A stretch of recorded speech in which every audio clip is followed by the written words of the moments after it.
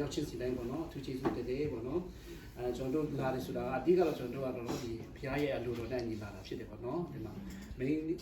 မိမတောင်းတယ်ဆိုတော့လေတကယ်တန်ဖိုးရှိတာဖြစ်တယ်နော်မိမတယောက်အဲ့လိုမျိုးဖြစ်လာဖို့ဆိုတော့လေတကယ်နော်မိဘတွေကအများကြီးပြုစုပြီးမှဝေး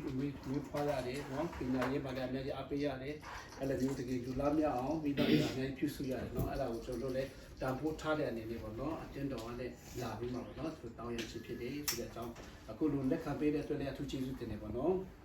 တို့ဒီမှာယူလာတဲ့အရာကြတော့ကျွန်တော်တို့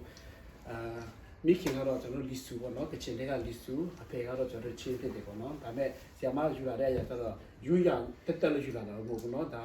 လုံးရမယ်ဒါတန်ဖိုးထားတဲ့အနေနဲ့နော်ဆိုပြီးမှကျွန်တော်တို့ကလုံးယူလာတာဖြစ်တယ်ပေါ့နော်လက်ခံကျွန်တော်တို့အစီအစဉ်ပြီးတဲ့အချိန်မှာသုံးဆောင်လို့ရတယ်နော်စားလို့ရတယ်ဆိုတဲ့အကြောင်းလေးကျွန်တော်ပြောပြချင်တယ်ပြီးရင်တို့ရဲ့မင်္ဂလာအစီအစဉ်ကတော့ကျွန်တော်တို့အများပိုင်းပြီးတော့ပြီနော်အရင်ကောင်းတော့ပြီပေါ့နော်လမ်းကြောင်းကတော့အားလုံးဒီကနေ့လည်းအရှင်မီတာစတူဒီယိုလေးနဲ့ဒီနေ့ထွေးစွာနဲ့ကျွန်တော်တို့လက်ခံပေးတဲ့အတွက်အထူးပဲကျေးဇူးတင်တယ်ပေါ့နော်ကျွန်တော်တို့ဒီလေးရှင်မလာလည်းအရင်လိမ္မာတဲ့ညီတယောက်ဖြစ်တယ်ပေါ့နော်ကျွန်တော်တို့တော့ဖျားချောင်းမှာသူတို့နဲ့9နှစ်ကျော်ပါဝင်ပြီစကား90ခုပြအောင်မပြောရသေးဘူးသူကအဲ့ဒါအေးဆေးလေးပြောတယ်သူ့ကိုတိုင်တော်ပြီးမပြောရင်သူလုံးဝမပြောဘူးသူကအေးဆေးပဲတယ်လားအဲ့လိုမျိုးအရင်အေးဆေးတယ်အရင်လိမ္မာတဲ့တာဖြစ်တယ်ပေါ့နော်တကယ်မိခင်စကားလည်းမတန်တာထောင်တဲ့လူဖြစ်တဲ့အတွက်တော့မလည်းတကယ်အားကိုးရတဲ့လူငယ်လေးဖြစ်တယ်ပေါ့နော်ဆိုတော့အရင်ကျေးဇူးတင်တယ်အားလုံးပေါ့နော်အခုချိန်မှာမိခင်အနေနဲ့ပေါ့နော်ဒီမှာရှိတဲ့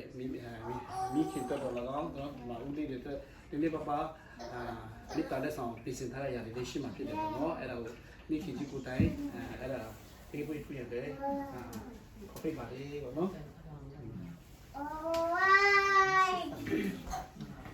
ရန်ကျေးဇူးတင်ပါတယ်ဘောနော်ကျမတို့ဒီလိုလာတဲ့ခါမှာတကယ်လိုက်လဲနဲ့ကျိုးဆိုပေးတယ်နော်ရန်ကျေးဇူးတင်ပါတယ်ဘောနော်ဒီမှာမိခင်ရဲ့အနေဒီမှာခင်ရဲ့အကူပေါ့အကူဆိုတာဖခင်အရာပေါ့နော်အဖေလည်းဖြစ်တယ်ပေါ့နော်ဒီမှာဦးလေးအဖေရဲ့မြင်ရှိတယ်ဆိုတာလဲကျမတို့ကခုမှသိတယ်ပေါ့နော်အရင်ကျမမေးပါတယ်ဒါပေမဲ့ကင်မတော့မမေးရှင်မလောက်ပဲမေးတယ်ပေါ့ကင်ရဲ့အဖေနဲ့ပတ်သက်တဲ့အကူတို့ညီတို့ရှိလားလို့ပြောတော့သူကမရှိဘူးလို့ရှိဘူးလို့ပြောတယ်ဆိုတော့ဘာဖြစ်လို့လဲဆိုကင်နဲ့ရှင်မလာလည်းအများတိုင်းဟိုသွားလာတွေတော့ရှိပါတယ်ပေါ့နော်ဆိုတော့မရှိဘူးလို့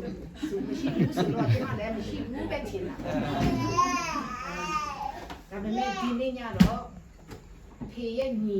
ရှိတယ်ဆိုတာကိုသိရတယ်ပေါ့နော်ကျမတို့ကဒီနေ့ဒီမှာလာတာခုနဆရာမလည်းပြော